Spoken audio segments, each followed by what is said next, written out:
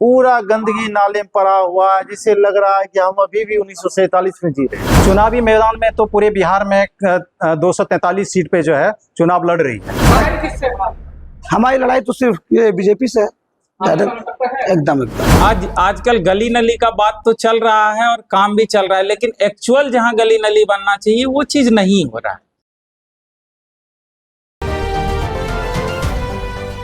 देखिए, अमरपुर का लक्ष्य है, हम लोगों का बहुत बड़ा लक्ष्य है और आज के तारीख में जो हमने कार्यकर्ता को बुलाए हैं और हमारी बहन जी ने प्रत्याशी के रूप में माननीय रोशन जी को जो मनोनीत करके भेजे हैं, तो उनके समक्ष कार्यकर्ताओं के साथ में एक बर्ताव हम लोग जारी किए हैं कि ये खास करके ये बहुजन समाज पार्टी, ये कोई साधारण पार्टी नहीं है, ये राष्ट्र पार्टी है और ये एक जो पार्टी है एक विचारधारा से चलती है और ये विचारधारा ये मानवतावादी विचारधारा है। यहाँ पर खास करके इस पार्टी में एक कैडर, इसको कैडर बेस पार्टी बोलते हैं।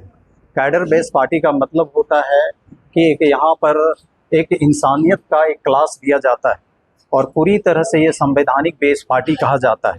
आज के डेट में जितनी भी पार्टियां हैं सभी पार्टी एक लीडर बेस पार्टी है। वहाँ पर संविधानिक को बेस नहीं मान करके एक लीडर जो मैनिफेस्टो करता है उसी के अनुसार से आज सरकार चलती है।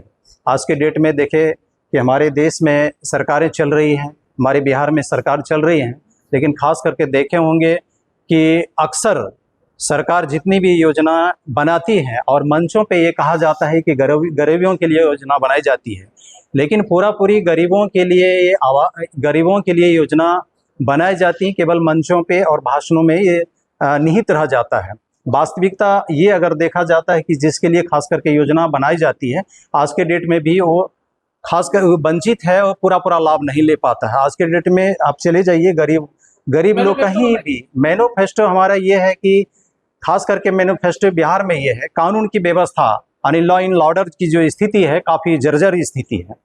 मेन है कि हमारी कानून की व्यवस्था बिहार में ठीक होना चाहिए। विकास ये सेकेंडरी है, विकास सेकेंडरी है। कहने का मतलब ये है कि कानून की व्यवस्था ठीक ठाक है। आपको हमने रोटी दे दिए, कपड़ा दे दिए, सब कुछ दे दिए, अनाज भी दे दिए, अगर हम मान सम्मान भी नहीं दिए, आपके ऊपर अत्याचार हुआ और आपके अत्याचार लेकर के आवाज़ अगर उठाने के लिए थाना गए तो थाना जो है आपको वहाँ डांट करके भगा दिया जाता है। इसका मतलब ये है कि कानून व्यवस्था बिहार में जर्जर स्थिति है, कानून की व्यवस्था ठीक नहीं है। इसलिए बहन कुमारी मायावती जी ने ये अपने शासन काल में लॉ एंड ऑर्डर की जो मजबूती दी है, तो पूरे भारतवर्ष लोग जानता है कि बहन जी का शासन काल में किसी के साथ में अन्याय नहीं, न्याय माने अन्याय करने वालों को जो है सही न्याय, ये बहन जी ने आज तक मैंने इस चीज़ को हमेशा ध्यान में रखती हैं कि ना कोई वो जाति है ना ही धर्म है, वो इंसानियत पर चलती है। ऐसा नहीं है कि बहन जी अगर दलित जाति से बिलोंग करती हैं तो दलित के साथ में अत्याचार या दलित के द्वारा अत्याचार किया जाता है तो दलित को भी सजा दिलाने का बहन जी ने काम करती है। इसका मतलब ये है कि इनके व्यवस्था में ये लॉ एंड ऑर्डर जो है काफ़ी मजबूती है, तंदुरुस्ती है, जबकि ये हमारे बिहार में ये नहीं के बराबर है। तो खास करके बिहार में चुनाव लड़ रही है कि हमारे बिहार में जो है कानून को जो व्यवस्था है जर्जर है, इसको मजबूत करने के लिए चुनावी मैदान में तो पूरे बिहार में 243 सीट पे जो है चुनाव लड़ रही है। ठीक है, हाँ अभी तो 243 में बहुत सारा रिजेक्ट हुआ है तो वहाँ तो खाली है। तो हमारे यहाँ बांका जिला में आपके जिले में कोई शीर्ष नेतृत्व प्रचार करने आप हैं? हाँ बिल्कुल आएंगे। कौन आए? यहाँ पे नेतृत्व करने के लिए हमारे जो चीफ कोऑर्डिनेटर है वो आकाश आनंद जी हैं। माननीय आकाश आनंद जी का कार्यक्रम होगा और यहाँ पे जिला कमेटी के आग्रह करने पर बहन जी का भी प्रोग्राम जो है निश्चित किया गया है, लेकिन डेट अभी फिक्स नहीं किया गया है।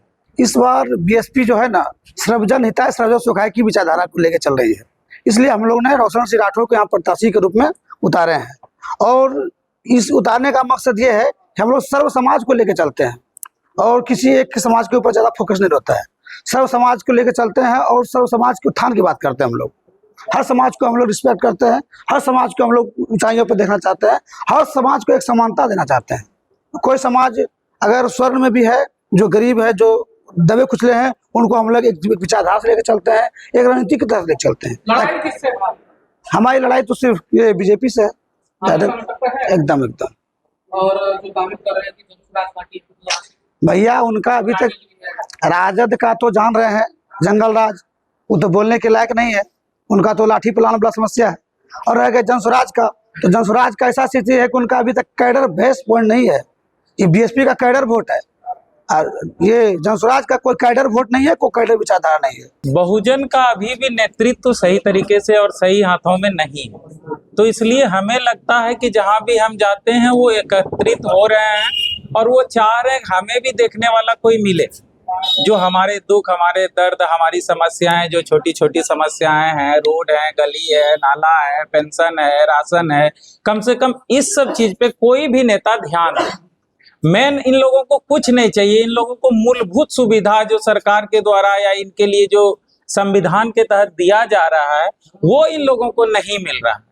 और इन लोगों ने अप्रोच भी किया, अपने समाज में एकत्रित होकर के हमें दिखाया भी कि क्या क्या कहाँ कहाँ क्या दिक्कत है। छोटी छोटी समस्याएं हैं जो बड़ी लागत नहीं, एकदम छोटी लागत से और किसी को बोलने से भी जनरल सरकारी सुविधाओं से वो लैस हो सकती है और उस पर बेहतर किया जा सकता है। जैसे गली नली, आजकल गली नली का बात तो चल रहा है और काम भी चल रहा है, लेकिन एक्चुअल जहां गली नली बनना चाहिए वो चीज नहीं हो रहा है। तो हकीकत में जब आप वहां जाएंगे नहीं, उस समस्या को देखेंगे नहीं, गली में क्या हो रहा है, कैसे हो रहा है, जब इस सब चीज को आप देखेंगे नहीं तो आप समझ नहीं पाएंगे। एक जगह बैठ करके अगर हम चाहेंगे कि यहाँ बैठ करके पूरे विधानसभा चलाएं या अपने घर में बैठ करके विधानसभा चलाएं तो ऐसे नहीं चलता है। हाँ चलता है, और जनता जब तक जागरूक नहीं है तब तक चलता है। यदि जनता जागरूक हो जाए तो इस सब समस्याओं से आराम से निपटेंगे। और जनप्रतिनिधि को जब हम बनाते हैं तो एक ही फोकस रहता है हमारा कि हमारा भला हो। आप 5 साल तक वोट दे करके क्या करते हैं, आपको क्या मिलता है? अगर हम व्यक्तिगत तौर पे देखें तो कोई भी नेता या किसी भी विधायक के द्वारा व्यक्तिगत लाभ किसी लोगों को, जिसके लिए जो लाभ है, जैसे किसी को राशन कार्ड नहीं है, बहुजन को क्या चाहिए? राशन चाहिए, पानी चाहिए, इलाज चाहिए।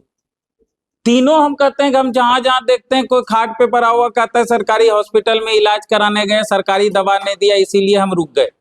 क्यों रुका? अब कितनी सरकारी दवाई जितनी है, जितने भी हॉस्पिटल है वहां क्या होता है, सरकारी दवाई दिया जाता है 80% सरकारी हॉस्पिटल से दिया जाता है, 20% बाहर से। उस 20% का लागत एक पेशेंट पे अगर देख लें, कोई भी अच्छा नेता होगा, कोई भी जमीनी नेता आएगा तो 20% लागत अपने पैकेट से या कोई ऐसा चीज है थोड़ा अपने अप्रोच से भी अगर कह देता है संबंधित हॉस्पिटल में तो उस व्यक्ति का इलाज पूरा हो जाएगा। इसलिए अभी बहुत जगह हम गए, बहुत जगह देखे इलाजरत व्यक्ति बेड पे पड़ा हुआ है, बहुत जगह 2-3 अपंग देखे जिनका पैर सड़ा हुआ था, तो उसका इलाज क्यों नहीं हो पा रहा है?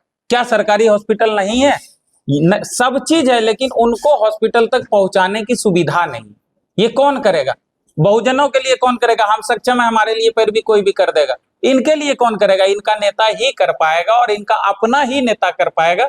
यदि इनके दिल को ये छूते हैं या इनके लिए आज तक के कार्य इन्होंने जो किए हैं, सोशल मीडिया पे सभी चीजें, लोग पहले काम देखे और किसके पक्ष में ये उतरते हैं। कोई पक्ष नहीं होता है, कोई भी पक्ष नहीं होता है, हमें गरीबों को देखना है। हमारे लिए पक्ष विपक्ष कुछ नहीं है। अगर कोई नेता अच्छा है, कोई नेता उनको दिल के छूता है तो उनको मत दे, अगर ये उनके दिल को छूते हैं तो उनको मत दे। मत आपका स्वतंत्र है। हम सभी जनता से अपील करते हैं कि आपका मत स्वतंत्र है, आप अपना मत स्वतंत्र अधिकार से दें। जहां अच्छा लगे आप वहां मत दें, लेकिन अच्छे लोगों को चुने जो आपको चुने, आपको समझे। देखिए, जब मैं देश सेवा करने गया था बचपन में तो देशभक्ति गीत बजती थी तो रुआ खड़ा हो जाता था। लेकिन जब वहाँ बॉर्डर पे कुछ और देखा, वहाँ एक डिसिप्लिन था, भ्रष्टाचार नहीं था। हाँ, यहाँ देख रहे हैं कि हर जगह भ्रष्टाचार फैला हुआ है, सिर्फ लूट का अड्डा बना हुआ है। शासन से प्रशासन से लेकर दोनों मिली जुली जो है लूट का अड्डा बनाया हुआ है। और ये लूट का अड्डा कब खत्म होगा, कब बिहार सुधरेगा? और जो हमारे मजदूर भाई, जो हम भी जब बाहर गए थे ट्रेनिंग पीरियड में, तो जो हमारे उस्ताद होते हैं तो भी हमको अरे बिहारी इस शब्द का संबोधन सुनने को मिलता था, और वही सेम मजदूरों को भी सुनने को मिलता है।